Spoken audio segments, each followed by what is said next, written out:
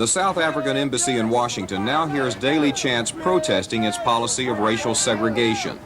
Demonstrators against American investments in South Africa have resorted to vintage civil rights tactics. Nonviolent protests have resulted in numerous arrests. The picketing has embarrassed the Reagan administration for its policy towards South Africa.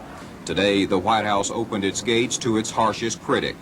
Bishop Desmond Tutu, the Nobel Peace Prize winner, has called the U.S. policy of constructive engagement immoral, evil, and unchristian.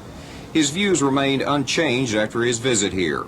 President Reagan told Bishop Tutu in a half-hour discussion he prefers influencing South Africa with friendly persuasion. The administration rejects economic sanctions.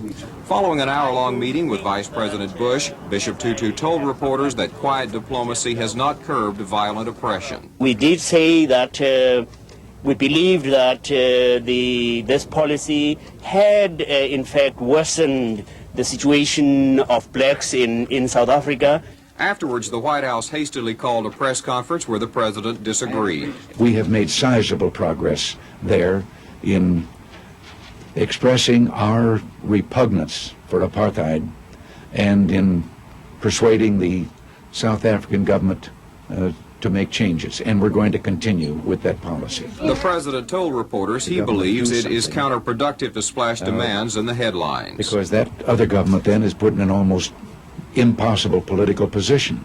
It can't appear to be rolling over at the demands of outsiders. Bishop Tutu says quiet diplomacy fails to send a signal of hope to South Africa's racially oppressed. We have not been able to see the effects. There may be some gains, but so far they have not been things that the victims of apartheid would be able to say that they have perceived.